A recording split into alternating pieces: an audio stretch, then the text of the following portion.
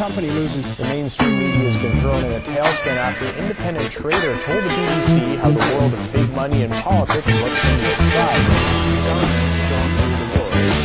Goldman Sachs movement. The time that Goldman Sachs Off of Robin Hood. You had to pay $300 million more, but who cares? You don't count. Tonight, the second edition to our 10 Most Wanted list. And if you look at the breaking news banner on our screen, you can see why. He is Richard Fuld, the former CEO of Lehman Brothers. The report from 360's Joe Johns. Lehman Brothers' former CEO, Richard Fuld, is living pretty. A multi-million-dollar estate in Florida, a $21 million apartment on Park Avenue, another lavish estate in Greenwich, Connecticut. And it's no wonder.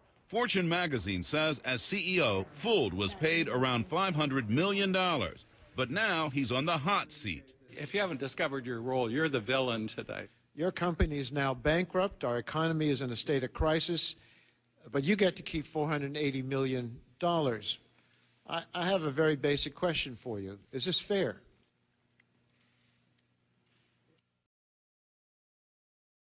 Call it a $500 million question. But to Fuld, there's nothing wrong with getting paid for good performance. When the company did well, we did well. When the company did not do well, sir, we did not do well. Sean Egan evaluates companies like Lehman for investors. He says Fuld isn't the kind of guy to fall on his sword when things get bad. So you'd like, when the firm gets into trouble, that he'd be the first in line to make the sacrifices to right the ship, so to speak. He wasn't. Fuld is the guy who ramped up Lehman's business in mortgage-related securities at least until the bubble burst. But unlike many other firms, when the subprime market went south, he didn't pull back. Did you mislead your investors? And I remind you, sir, you're under oath.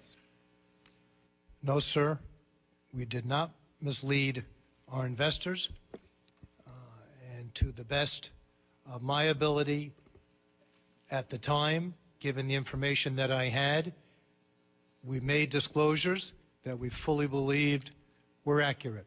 Either he should have known that the company was in difficult circumstances, or if he did know and didn't tell, it creates another problem. So on the one hand, he is either a liar, or else on the other hand, he is stupid. Most people know the rest. Lehman Brothers goes down, the largest bankruptcy in U.S. history, helping spark a financial panic that continues today.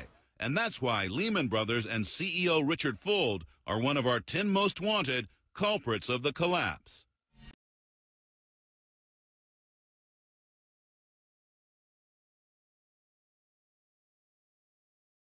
The higher you rise, the harder you fall, right? At least that seems to be the case with Lehman Brothers. The defunct bank is now being linked to a former Mexican politician, get this, charged with accepting bribes from drug cartels and then laundering his profits through Lehman accounts. Joining me for more details and perhaps an explanation, RT correspondent Marina Portnaya standing by for us in New York City. Marina, former Mexican Governor Mario Villanueva was extradited to New York just yesterday on charges of accepting bribes from the Juarez cartel. This is among one of the most dangerous Mexican cocaine cartels. So what does Lehman have to do with all this? Well, Dina, according to U.S. prosecutors, the way that Lehman Brothers fits in is that this is where, allegedly, Mr. Mario Villanueva was hiding all the money that prosecutors say that he was making from accepting bribes. Now, according to officials, Mr. Villanueva accepted $19 million in bribes from drug traffickers, allowing them to smuggle Colombian cocaine, allegedly, through the Quintana Roo, where he served as governor for 6 years.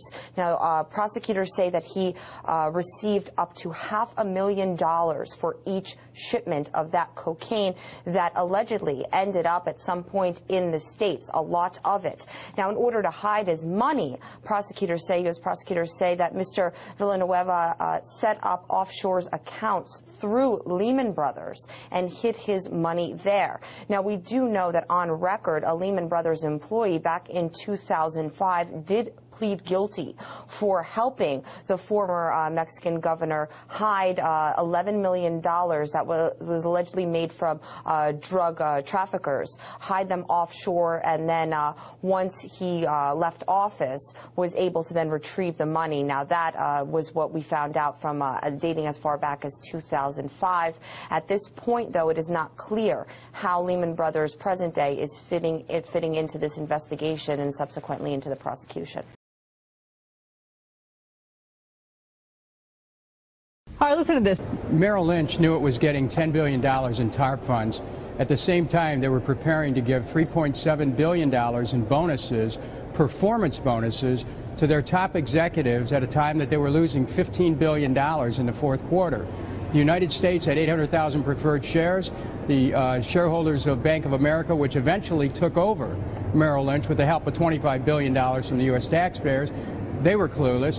I'm trying to find out, what did the United States government know? Did they know that Merrill Lynch was giving these $3.7 billion in bonuses? What did Bank of America know? They were performance bonuses. Think about it. Who do you know gets a performance bonus and in total of $3.7 billion when their company loses $15 billion, is in such shape they have to be taken over by another company? I mean, this is an outrage, especially because it involves U.S. taxpayers' dollars. It is shocking, and as you know, the White House just put pressure on the head of GM to resign. Is it time for the CEO of Bank of America, Ken Lewis, to go? Well, I think we have to see his response to this, because this really raises questions about what Bank of America knew and when did they know it and whether they let their shareholders know. So we're just, I don't want to draw a conclusion about individual culpability until we get the responses from Mr. Bernanke, Mr. Kashkari, and Mr. Lewis. How much support have you gotten on Capitol Hill for your investigation? Of course, we know during the AIG bonus scandal, everyone was grabbing their bully pulpit to express all the outrage. Why not about this now? Well, there's so many things going on in our economy. I mean, with all people losing jobs and retirement security being in jeopardy, people without health care, people losing their homes. It's not as though, there aren't other things happening, and Congress today is looking at the budget. But I just am saying, as the chairman of the Domestic Policy Subcommittee, we're focused on how the TARP money is being used. Wherever there's abuse, we're going to expose it, and this one looks like a whopper. Congressman Dennis Kucinich, thanks so much for bringing it to our attention this morning. Thank you very much.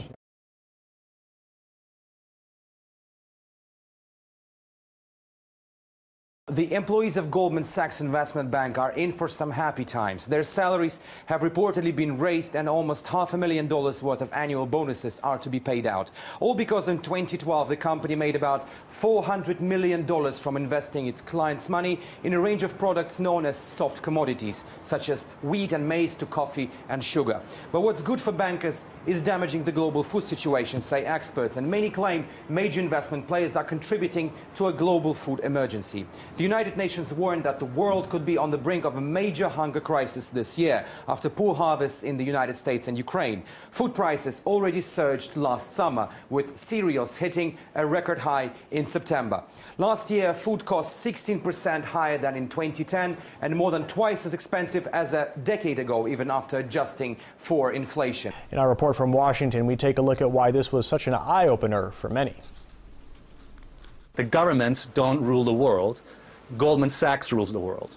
It was the comment heard around the world, one that generated widespread reaction from papers and pundits alike. We appreciate your candor, however, it doesn't help the rest of us, does it? But instead of talking about the comment itself, most outlets immediately sought to shoot the messenger, Alessio Rastani. Forbes called him a psychopath. CNBC suggests it might be a hoax. New York Magazine wonders if it is a hoax or perhaps our worst nightmare. Well, regardless of Rastani's intentions, the bigger question has been largely ignored. Was he wrong about the power of Goldman Sachs? You could see the people around me, jaws have collectively dropped at what you just said. Perhaps their jaws wouldn't have dropped had they only read Matt Taibbi's July 2009 Rolling Stone article, The Great American Bubble Machine. In it, he famously described Goldman Sachs as a, quote, great vampire squid, wrapped around the face of humanity, relentlessly jamming its blood funnel into anything that smells like money. Taibbi discussed with us recently how, although people are unaware of it, the big bank has profound power in society.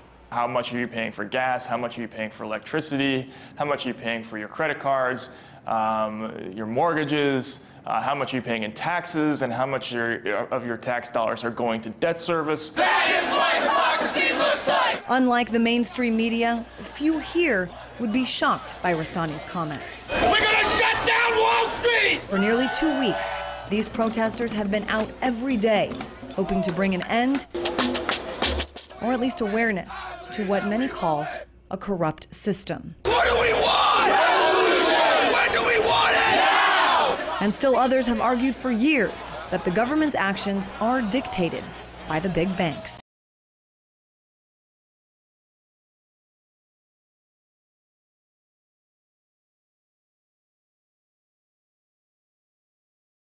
Morgan Stanley apparently ripped off New York consumers. They fixed prices with a company called Keyspan so that you would have to pay a higher energy bill. How much did that cost the consumers of New York? Only $300 million. Now, we know this already. This is already proven. Okay, $300 million it cost actual citizens. And how much did Morgan Stanley make off of that transaction? Well, they made $21.6 million. But don't worry, guys, we caught him. Ladies and gentlemen, we got him, right?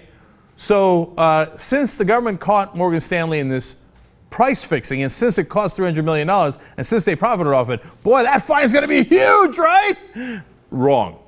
The fine is $4.8 million. Do some quick math on that, and you'll find out that they made nearly $17 million off of robbing your ass. You had to pay $300 million more, but who cares? You don't count. You're an average citizen. Nobody gives a damn about you. Morgan Stanley gives money to politicians. Did anybody get criminal convictions here? I mean, they fixed prices. It's goddamn fraud. They admit it.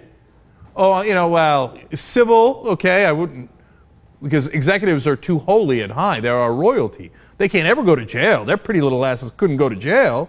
No, jail's for the plebeians, for the peasants like you and me. That's for regular folks. You know, you step out of line a little bit, and they'll tase you and put you down in a second. They'll step on your head and throw you in jail. There's a story we're going to do later in the show. Deaf woman gets tased. She called for help. They let her sit in jail for 2.5 days. Why? She doesn't count. She doesn't have money. She doesn't count. Morgan Stanley rips you off. They get to keep $17 million of their robbery anyway, because they run the place. That's literally what Dick Durbin said. Second highest ranking senator for the Democrats in the United States Senate. He said, frankly, they run the place. Spencer Backus, Republican, head of the Finance Committee for the Republicans in the House, says, it is our job here to serve the banks. So, gee, I wonder why Morgan Stanley got to keep most of the money that they robbed from the citizens of New York. Because we don't have a democracy anymore. We have a government controlled by multinational corporations that are there to enrich their executives. And if they need to crush you and rob you, they will do it. You got to wake up. We don't have a democracy anymore. We have this government run by and for the rich and the powerful and multinational corporations. Young Turks.